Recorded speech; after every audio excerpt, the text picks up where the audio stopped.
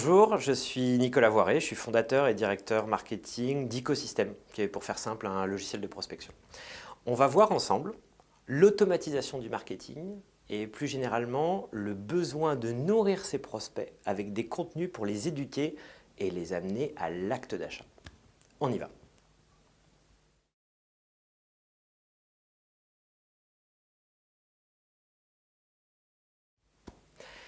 Pour faire simple, vous avez deux types de prospects. D'abord, vous avez ceux qui sont mûrs. Ils savent ce qu'ils veulent, ils ont comparé les offres, ils ont les moyens de payer pour notre service ou pour notre produit. Mais les acheteurs mûrs, quasiment toujours, sont l'extrême minorité. Et puis, il y a ceux qui sont curieux. Alors, ils viennent vers nous ou on les démarche directement. Et là, leur besoin est plus ou moins clair. La période est plus ou moins propice pour investir du temps. Et ils n'ont pas encore fait un choix clair dans la solution qui répondra le mieux à leurs problèmes. Mais puisque ces acheteurs immatures sont de loin les plus nombreux, notre objectif, c'est de pouvoir à la fois en faire signer un maximum, bien sûr, mais aussi raccourcir leur cycle d'achat pour pas qu'ils mettent 2 ans à se décider.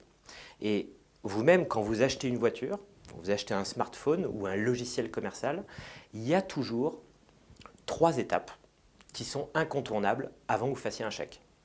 Première étape, c'est le problème. Le problème, le besoin, la douleur.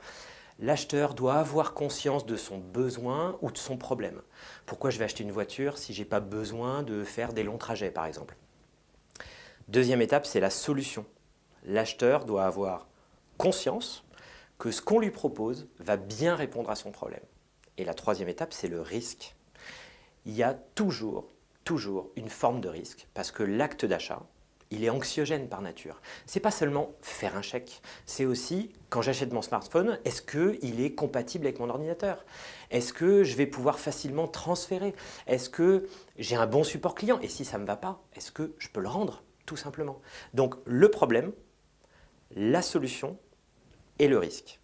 Et c'est en respectant ces 3 étapes que travaille déjà un commercial. Et c'est donc selon ces 3 étapes qu'on va construire nos contenus marketing.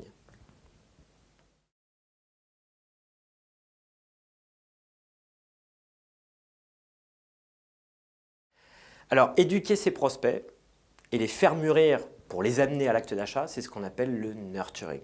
Voilà. Pour faire simple, ça va consister à donner des contenus pertinents aux bons prospects et selon une séquence qui va coller au plus près de son degré de maturité. Ça veut dire, d'abord, on va faire des contenus autour du problème et du besoin.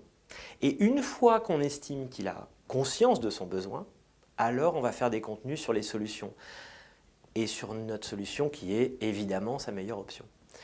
Et troisième étape, et c'est ce que les entreprises souvent ne font pas, et c'est ce qu'il faut faire, c'est des contenus sur la perception du risque. Comment va être sa vie après l'acte d'achat? On est là pour le rassurer. Ici, on a un exemple de l'organisation de mes contenus pour mes prospects. Voilà. Tous les contenus, de l'article de blog au livre papier, etc., vont être organisés selon sa maturité et donc son évolution dans le cycle de vente. Et normalement, mon prospect doit signer quand il est tout en haut à droite. Voilà. Donc, selon ce que le prospect a commencé à consommer comme contenu, je vais lui donner un score de maturité. Et dès qu'il atteint un certain score, je vais lui donner d'autres contenus plus mûrs, etc., etc. Alors évidemment, bon, ça peut devenir un peu complexe avec le temps parce que vous pouvez imaginer que les contenus peuvent être adaptés à sa typologie, à sa fonction, s'il est directeur commercial ou juste commercial, il n'a pas les mêmes centres d'intérêt, s'il est dans une grosse société, une petite, s'il est dans l'industrie, dans le service, etc. Mais le tout, c'est vraiment de commencer simple. Voilà, et on va enrichir au fur et à mesure et d'avoir en tête la stratégie globale de nurturing, de la façon dont on va éduquer nos prospects. Et au-delà des types de contenus qu'on va utiliser, que ce soit des livres blancs, des webinaires, des articles, des vidéos, etc., ou même des histoires qu'on va raconter dans ces contenus, le plus important, ça reste que les contenus doivent être exceptionnels, dans la forme, dans le fond. J'insiste sur ce point parce que tout ce qu'on va pouvoir automatiser ou toutes les segmentations possibles qu'on va faire vont jamais remplacer la qualité d'un contenu.